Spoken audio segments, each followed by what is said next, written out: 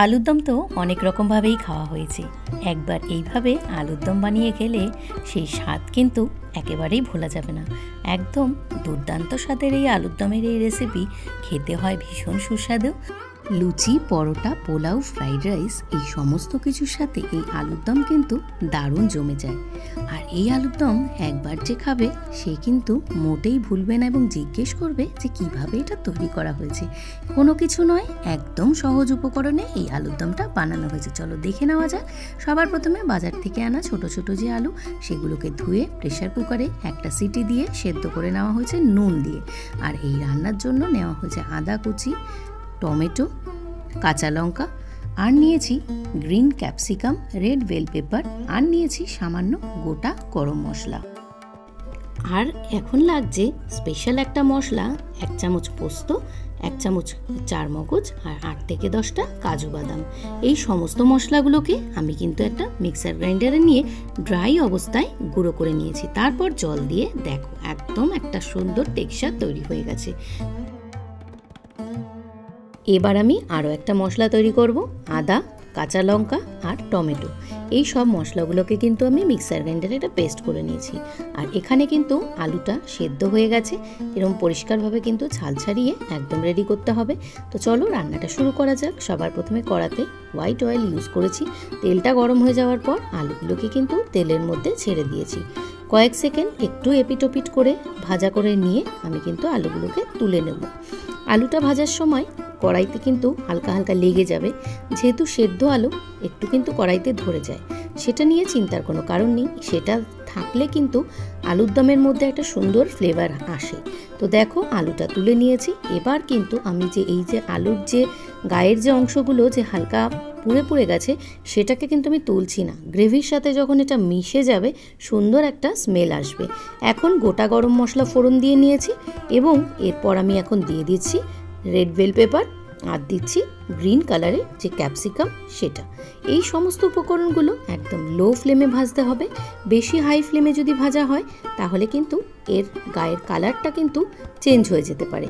তো সেই কারণে একদমই হাই ফ্লেমে ভাজা যাবে না। তো কয়েক সেকেন্ড একটু নাড়াচাড়া করে নিয়ে এখন আমি এখানে যে আদা, কাঁচা লঙ্কা, টমেটো দিয়ে যে পেস্টটা তৈরি করেছিলাম সেটাকে দিয়ে দিচ্ছি। ভিডিওটা চলতে চলতে একটা ছোট্ট অনুরোধ, যারা আজকে আমার পরিবারে নতুন তাদেরকে জানাই অসংখ্য ভালোবাসা। যদি তোমাদের ভিডিওটা ভালো লেগে থাকে অবশ্যই কিন্তু লাইক করে পাশে থাকা বেল নোটিফিকেশন অন করে আমার পরিবারের সদস্য হয়ে যেও। এখন আমি দিয়ে দিলাম 1 চামচ মতন নুন, আর দিয়েছি 1 চামচ মতন চিনি। এই সমস্ত মশলাগুলোকে খুব সুন্দরভাবে কিন্তু কষিয়ে নিচ্ছি। আর এখন দিয়ে দিলাম 1 চামচ মতন কাশ্মীরি রেড চিলি পাউডার। কয়েক সেকেন্ড একটু নাড়াচাড়া করে নিয়ে এখন আমি এখানে যে কাজু, পোস্ত এবং চারমগজ দিয়ে যে পেস্টটা তৈরি করেছিলাম সেটা দিয়ে দিয়েছি। এই সময় কিন্তু গ্যাসের ফ্লেমটা একদম লো ফ্লেমে রাখতে হবে। বেশি হাই ফ্লেমে দিলে কিন্তু এটা কড়াতে ধরে যেতে পারে। তো দেখো এখন কিন্তু আমি পুরোপুরি জিনিসটাকে একদম লো ফ্লেমে কষিয়ে নিয়েছি। এখন আমি আলুগুলোকে কিন্তু এই গ্রেভির মধ্যে দিয়ে দেব। এখন আমি দিয়ে দিচ্ছি 1 চামচ মতন জিরের গুঁড়ো, আর দিয়েছি 1/2 চামচ মতন গরম মশলা। খুব সুন্দরভাবে কিন্তু মশলাগুলোকে মিশিয়ে আমি আলুগুলোকে এখন দিয়ে দিচ্ছি এই গ্রেভিতে। আলুগুলো দিয়ে কয়েক সেকেন্ড কিন্তু আরও কিছুক্ষণ কষিয়ে নিতে হবে। তোমরা কিন্তু যে কোনো নিরামিষ দিনে এইরকম একটা আলুর দম অনায়াসেই বাড়িতে বানিয়ে নিতে পারো। যে কোনো নিরামিষ দিনে ফ্রাইড রাইস বা পোলাও, লুচি, পরোটা সব কিছুর সাথে কিন্তু এই আলুর দমটা দারুণ লাগে। তো দেখো আমার কিন্তু এখানে পুরোপুরি আলুটা কিন্তু মশলার সাথে কষানো হয়ে গেছে। এরপর আমি গ্রেভির জন্য দিয়ে দেবো সামান্য ফুটন্ত গরম জল। যে কোনো রান্নাতে গরম জল ব্যবহার করাটা রান্নার স্বাদকে কিন্তু বাড়িয়ে তোলে এবং রান্নাটা কিন্তু পানসা টাইপের হয় না, ভালো হয়। এবং দেখো আমার কিন্তু এখানে গ্রেভিটা পুরোপুরি কমপ্লিট।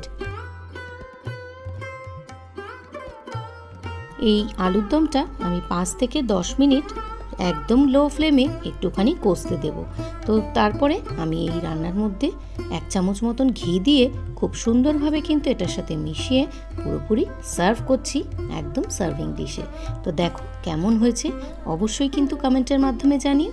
আর যদি তোমাদের ভিডিওটা ভালো লেগে থাকে অবশ্যই একটা লাইক করে পাশে থাকা বেল নোটিফিকেশনটা অন করে আমার পরিবারের সদস্য হয়ে যেও।